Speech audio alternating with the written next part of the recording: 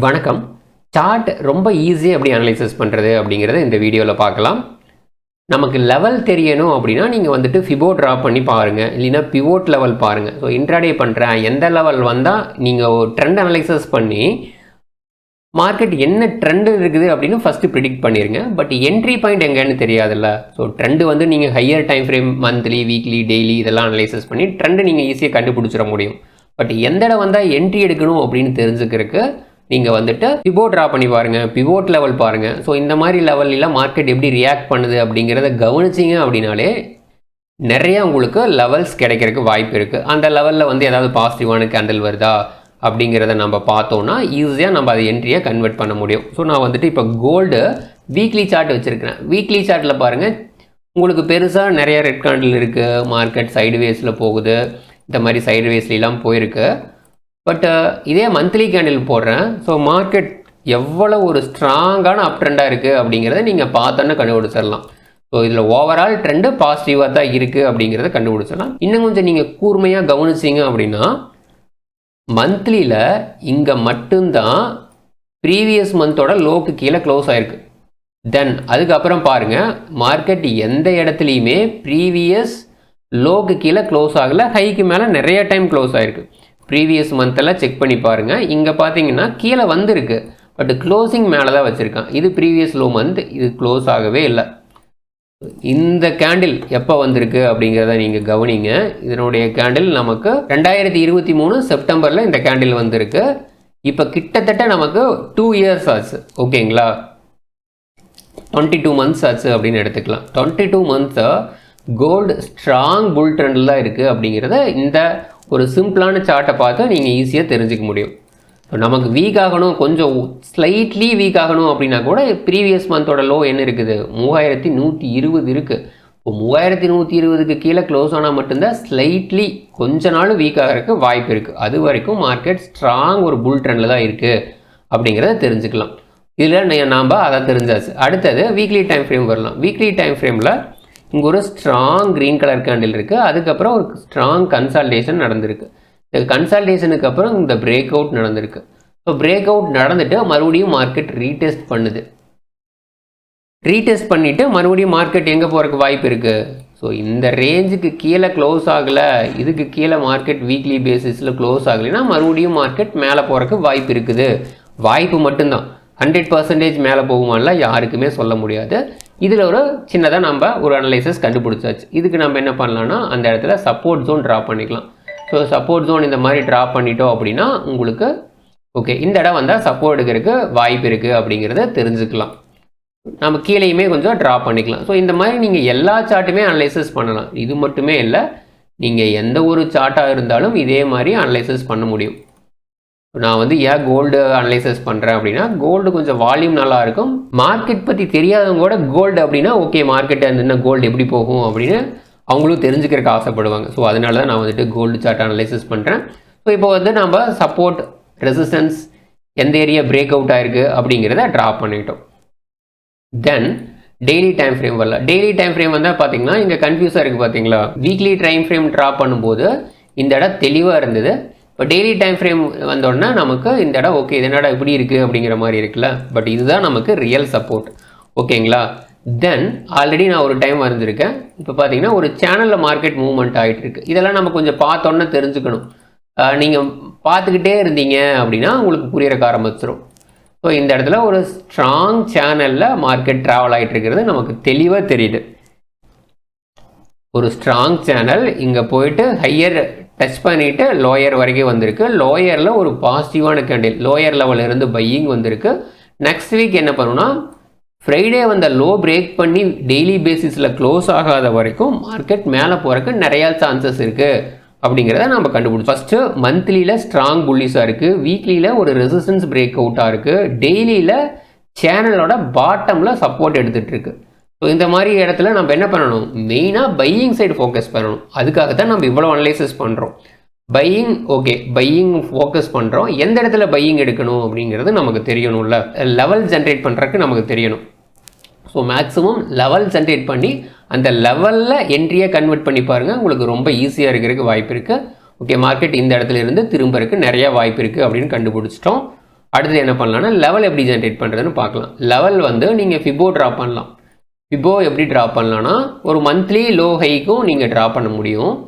So monthly low ஹைக்கு previous month லோக்கு ஹைக்கும் நீங்கள் ட்ரா பண்ணிங்க அப்படின்னா உங்களுக்கு மார்க்கெட் என்ன பண்ணியிருக்கு. ஸோ வீக்லியில் போய்க்குங்க, அப்போ தான் உங்களுக்கு ஒரு ஐடியா கிடைக்கும்.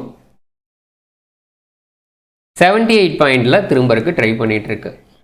ஸோ நம்ம வந்து மேலேருந்து 24 வர்ற மாதிரி ட்ரா பண்ணிக்கலாம். இப்போ என்ன பண்ணுது மார்க்கெட்டு 23%இருந்து திரும்பறக்க ஆரம்பிச்சிருக்கு. அடுத்தது 38 சப்போர்ட், அடுத்தது 50 சப்போர்ட், அடுத்தது 61.8 நல்ல சப்போர்ட் அப்படிங்கிற ஒரு லெவல் கண்டுபிடிச்சிட்டோம். பட் இது என்னன்னா ரொம்ப டிஸ்டன்ஸாக இருக்குது. ரொம்ப டிஸ்டன்ஸாக இருந்தால் நம்ம இன்ட்ராடே அந்த மாதிரிலாம் நம்ம ஃபோக்கஸ் பண்ண முடியாது. இது வந்து புஷ்ஷலுக்கு ஃபோக்கஸ் பண்ணலாம். ஓகே 3358 வந்தால் நான் வந்து ஏதாவது பாசிட்டிவான கேண்டில் வந்தால் பை பண்ணிடுறேன். அடுத்து 3313 வந்தால் பை பண்ணுவேன். ஸோ இந்த மாதிரி ஏதாவது ஒரு லெவல் ஜென்ரேட் பண்ணுறதுக்கு இதை நீங்கள் யூஸ் பண்ணிக்க முடியும். பட் நாம் மேக்ஸிமம் ஒரு ஸ்விங் ட்ரேடு குயிக்கான ட்ரேடு தானே நம்ம பண்ணுவோம். இன்ட்ராடே ட்ரேட் அந்த மாதிரி தான் பண்ணுவோம். அதுக்கு நம்ம என்ன பண்ணலாம்னா டெய்லி டைம் ஃப்ரேம் எடுத்துகிட்டு ப்ரீவியஸ் ஸ்விங்குக்கு நீங்கள் ட்ரா பண்ணிக்கலாம். ப்ரீவியஸ் ஸ்விங் எங்கே இருக்குது, இதில் தான் இருக்குது, இதுதான ஸ்விங்கு நமக்கு. ஸோ இந்த இடத்துல ஜென்ரேட் பண்ணிங்க அப்படின்னா மார்க்கெட் எங்கே வந்து திரும்பறக்கு ட்ரை பண்ணியிருக்கு. ஸோ 50% இல்லைனா 61.8% இதில் வந்து திரும்பறக்கு நிறைய வாய்ப்பு இருக்குது. மார்க்கெட் ஒவ்வொரு இடத்துலையுமே திரும்பி இருக்குது. 50ல் கூட திரும்பி மார்க்கெட் 38 வரைக்கும் போயிருக்கு.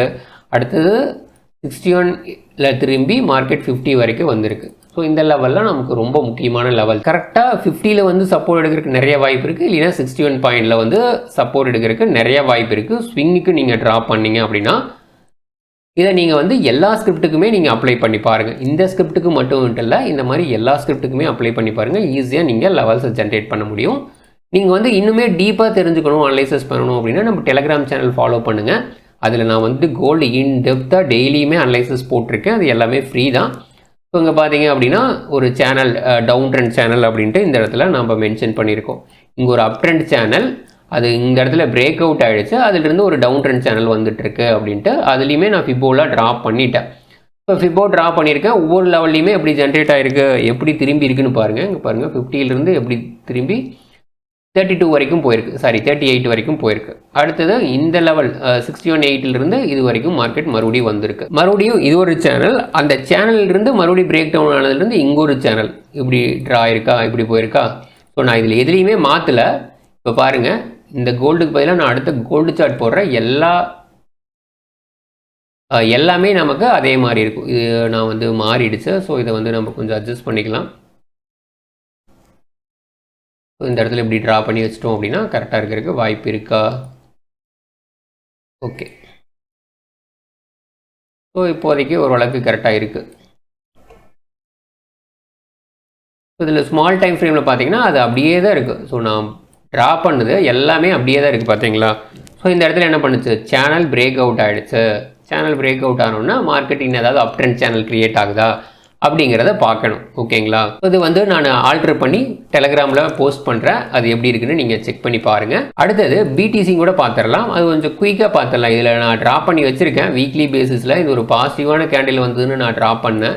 இந்த ஸ்விங்குக்கு ரெண்டுக்கும் நான் ட்ரா பண்ணியிருக்கேன். ஸோ இங்கே பார்த்தீங்க அப்படின்னா மார்க்கெட் எத்தனை டைம் இந்த லெவலுக்குள்ளேயே ஜென்ரேட் ஆகிருக்கு. 76 போயிட்டா கீழே வருது, 61.8 வந்தால் மேலே போகுது. சப்போஸ் பை பண்ணணும் அப்படின்னு உங்களுக்கு ஆசையாக இருந்ததுன்னா இந்த 1,03,174 பை பண்ணிவிட்டு இந்த லெவலுக்கு கீழே நீங்கள் ஸ்டாப் லாஸ் மெயின்டைன் பண்ணுற மாதிரி இருக்கும். கொஞ்சம் ஹையர் டைம் ஃப்ரேமில் நீங்கள் ஃபாலோ பண்ணிங்க அப்படின்னா. பொசிஷனில் நான் வந்து ஜாப்புக்கு போகிறேன், அதிகமாக என்னால் வாட்ச் பண்ண முடியாது அப்படிங்கிறவங்களுக்கு கொஞ்சம் ஹையர் டைம் ஃப்ரேம் எடுத்து நீங்கள் இந்த மாதிரி ட்ரா பண்ணிக்கங்க.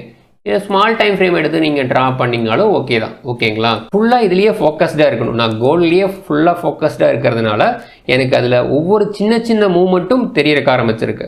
அதே மாதிரி நீங்கள் பிடிசி பண்ணுறீங்க, இல்லைன்னா நிஃப்டி பண்ணுறீங்க, பேங்க் நிஃப்டி பண்ணுறீங்க அப்படின்னா அதில் ஃபுல் எஃபோர்ட் போட்டு அதனுடைய இன்டெப்த் சார்ட்டை நீங்கள் அனலைசஸ் பண்ணீங்க அப்படின்னா உங்களுக்கு ரொம்ப ஈஸியாக மார்க்கெட் அண்டர்ஸ்டாண்ட் ஆகிறதுக்கு வாய்ப்பு இருக்குது. ஸோ நிஃப்டியும் கூட நம்ம பார்த்துடலாம். நிஃப்டிலையும் கூட நான் வந்து ட்ரா பண்ணி வச்சுருக்கேன் பாருங்கள். வீக்லி பேசிஸில் நான் ஸ்விங்குக்கு ட்ரா பண்ணியிருக்கேன். எதுக்கு ட்ரா பண்ணியிருக்கேன் அப்படின்னா இந்த க்ரீன் கலர் கேண்டில், ஸோ இதுதான ஸ்ட்ராங்கான ஒரு புல்லிஷ் கேண்டில். இந்த க்ரீன் கலர் கேண்டிலுக்கும் இந்த ஸ்விங்குக்கும் நான் ட்ரா பண்ணியிருக்கேன். மார்க்கெட் கரெக்டாக 38 பாயிண்ட் வந்தால் சப்போர்ட் எடுக்குது, அடுத்து இந்த 26 வந்தால் சப்போர்ட் எடுக்கும்.